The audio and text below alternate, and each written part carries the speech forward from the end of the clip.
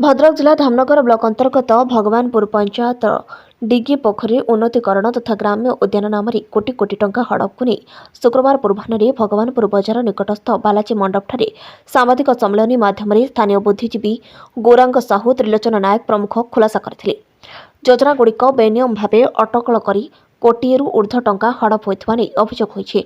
प्रकाश थाके उक्त पंचायतर जयपुर मौजारे खाता नंबर 635 रे थिबा मोट 27 कोटी प्लॉट रे प्राय 70 एकरु ऊर्ध्व विभिन्न किसम तथा ग्राम्य जंगल गोचर जलाशय रक्षित अनाबादी आदि अभियोग मुताबक मनरेगा योजनार वर्ष 2018-2023 मध्य 2 कोटी 35 लक्ष 50 हजार टंका अटकल कर 1 कोटी 51 लक्ष 53 हजार 900 टंका बिल कर मृत्तिका संरक्षण विभाग भद्रक पक्षर मनरेगा योजना चारा रोपण नारे 33 लक्ष 56 हजार 900 टंका करी 24 लक्ष 12 हजार 219 टंका बिल हेबा परे मध्य अद्यावधि उक्त स्थान रे गोटाए हेले आंब किंबा अन्य चारा देखा मिले नहीं।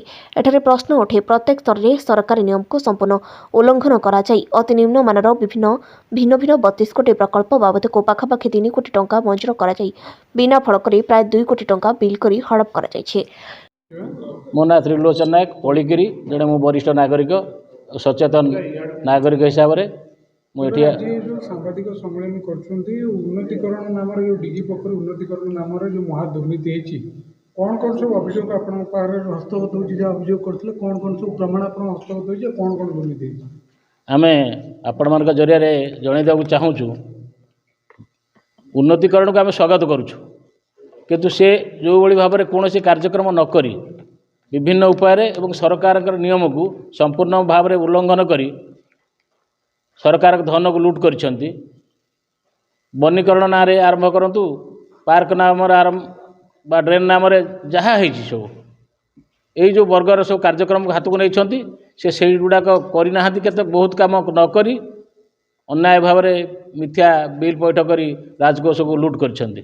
सीधा सड़क जिलापाल आसुले घटनास्थल को परिदर्शन करुले जमी जिलापाल आसुले ब्लॉक पूर्वतन ब्लॉक चेयरमैन रोते समस्त भितर एभली दुर्नीति होता आम से कथा भावी आम निजुक निजे दुख लगुच आमको जे एभली भाव में दीपतल अंधार भली कार्यक्रम होउची मानवर नुआ जिलापाल जी आसिले सी दृष्टि आड़ुआड़ किसी ना बोधे किसी लुकायित रखा जाइए।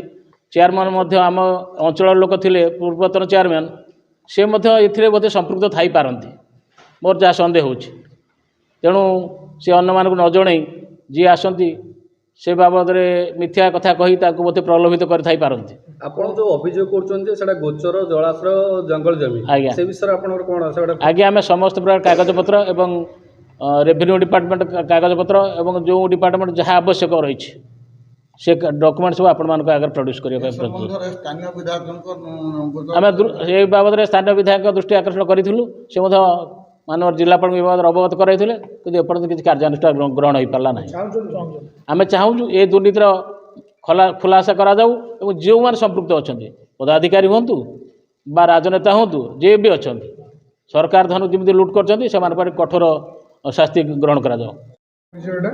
गौरमोहन साहू पलिकिरी जो सांबादिक सम्मेलन करछंती जो डिगी पोखरी उन्नतीकरण नार केते टंकार दुर्नीति हेची को प्रोजेक्ट रे दुर्नीति हेची आपणकर 29टा प्रोजेक्ट रे दुर्नीति हेची आपणकर 3 कोटी 4 कोटी टंकार अनुमानिक 3-4 कोटी टंकार दुर्नीति हेची को स्तर सब दुर्नीति हेची आपण आंब गछ लगेया बहाना रे दुर्नीति करछंती गोटी आंब गछ नाही जोटा कि मु आरआई तहसीलदार महोदय को मागिथिनी जे केतेटा आंब गछ अच्छी बंची देखातु से कहले आंब गछ देखा जाउची जंगल भीतर कौन आंब गछ लागी जंगल भीतर कि देखा जाउनी तापर सॉइल कंजर्वेशन को मागिथिनी से कहले गछ देइथुनु पैसा देइथुनु किंतु गछ मरीगला आमे तार जत्न नैनु एक कथा कहले किंतु गछ आंब गछ लागिथिला कौन करथिला जमा आंब गछ बर्तमान नाही। आपण जो अभियोग करथिले गोटी पोखरी खोला हेची किंतु 3टा पोखरी आपण डिगी पोखरी डिगी कहले 3टा पार्ट गोटे बड़ डिगी पोखरी गोटे मझी डिगी पोखरी गोटे सान डिगी पोखरी बड़ डिगी कौन रिनोवेशन है ना किंबा सान डिगी पोखरी रिनोवेशन आदौ है ना किंतु सान डिगी पोखरी बड़ डिगी पोखरी आपण कागज दरकार पड़े देखी ଯେ ଦୁଇଟା ବଡ଼ ଡିଗି ସାନ ଡିଗି ପକେଇ ରିନୋଭେସନ୍ ନାଁରେ ଲକ୍ଷ ଲକ୍ଷ ଟଙ୍କା। ସିଧାସଳଖ କୁହନ୍ତୁ ଏ ଘଟଣାରେ କିଏ କିଏ ସମ୍ପୃକ୍ତ ଅଛନ୍ତି? ଜିଲ୍ଲାପାଳ ଆସୁଥିଲେ, ପୂର୍ବତନ ବ୍ଲକ ଅଧ୍ୟକ୍ଷ ଆସୁଥିଲେ, ସ୍ଥାନୀୟ ଲୋକମାନେ ରହୁଥିଲେ, ଘଟଣାରେ କିଏ କିଏ ସମ୍ପୃକ୍ତ ଅଛନ୍ତି? ଆଚ୍ଛା, ଘଟଣାରେ ଜିଲ୍ଲାପାଳ ଆସୁଥିଲେ, ଜିଲ୍ଲାପାଳଙ୍କୁ ଅବଗତ କରାହେଇନି ଯେ ଏଟା ଗୋଚର ଜମି କି ଗ୍ରାମ ଜଙ୍ଗଲ ଜମି। ସିଏ ଦେଖୁଥିଲେ ଗୋଟେ ପଡ଼ିଆ ପଡ଼ିଛି, ଗଛ ବୁର୍ଛ ଅଛି, ତାକୁ କ'ଣ ସଫାସଫି କରି କରୁଛନ୍ତି, ତେଣୁ ସିଏ କିଛି ଦେଖୁନଥିଲେ। ଆଚ୍ଛା, ତାପରେ ଚେୟାରମାନଙ୍କର ସେଠି ଦୂରଦୃଷ୍ଟି ତାଙ୍କର ହେଉଛି, ଆମର ଯେଉଁ ଚେୟାରମ୍ୟାନ୍ ମହୋଦୟଙ୍କର ଦୂରଦୃଷ୍ଟି ବହୁତ ଅଧିକା।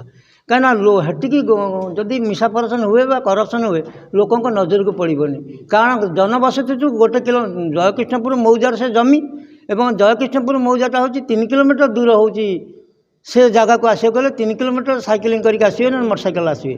କିନ୍ତୁ ସେଠି ଜନବସତି ନାହିଁ, ଯେଉଁଟାକି ଦେଇଛି ଆର୍ଆଇ ଦେଇଛନ୍ତି ଯେ ଜନବସତି ପଦ୍ମପୁର ଜନବସତି ମାତ୍ର 1 କିଲୋମିଟର ଦୂର। 1 କିଲୋମିଟର ଜଙ୍ଗଲ ଭିତରୁ କାହିଁକି ଯିବେ ଲୋକ? ସେଠି ଆବଶ୍ୟକ କ'ଣ ଅଛି? ଲୋକାୟୁକ୍ତ ଯାଇଛନ୍ତି, କ'ଣ କହୁଛନ୍ତି? ମୁଁ ଯେତେବେଳେ ଆର୍ଡିସିକି ଦରଖାସ୍ତ କଲି, ଆର୍ଡିସି ରିପୋର୍ଟ କଲେ କଲେକ୍ଟରଙ୍କୁ ଯେ ଏଲିଗେସନ୍ ଇନ୍ ସିରିୟସ୍ ନେଚର୍ ଆପଣ ଇନକ୍ୱାରି କରନ୍ତୁ। କଲେକ୍ଟର କିଛି ଇନକ୍ୱାରି କଲେନି। କଲେକ୍ଟର ଚିଫ୍ ସେକ୍ରେଟାରୀ ବି କଲେକ୍ଟର କଲେ ଇନକ୍ୱାରି କରନ୍ତୁ, କଲେକ୍ଟର କିଛି ଇନକ୍ୱାରି କଲେନି। ନ କଲେ ମୁଁ ବାଧ୍ୟ ହୋଇକି ଲୋକାୟୁକ୍ତକୁ ଗଲି। ତେବେ ସିଧାସଳଖ ସମସ୍ତେ ଏଠି ମିଶିକି ହରିଲୁଟ୍ କରୁଛନ୍ତି? ସମସ୍ତେ ମିଶିକି ହଲିଉଡ଼ କରୁଛନ୍ତି। ଚେୟାରମ୍ୟାନ୍ ମହୋଦୟ, ଆଉ ଏକ୍ସ ଚେୟାରମ୍ୟାନ୍, ଆଉ ବର୍ତ୍ତମାନ chairman, BDO, X BDO Durgacharan Murmu ନା ଫୁର୍ମୁ ଥିଲେ। ଆଚ୍ଛା, ତାପରେ ଆପଣଙ୍କର ଯେଉଁ ତହସିଲଦାର କିଏ ଥିଲେ, ଆପଣଙ୍କର କି ପଣ୍ଡା ସିଏ ଥିଲେ। ଆଚ୍ଛା, ଜେଇ ଆସିଷ୍ଟାଣ୍ଟ ଇଞ୍ଜିନିୟର। ଆଉ ତାପରେ ମୁଁ ଫିଜିବିଲିଟି ରିପୋର୍ଟ ନାହିଁ ସେଠି, 19 ମସିହାରୁ କାମ ଚାଲିଛି ଏଠି,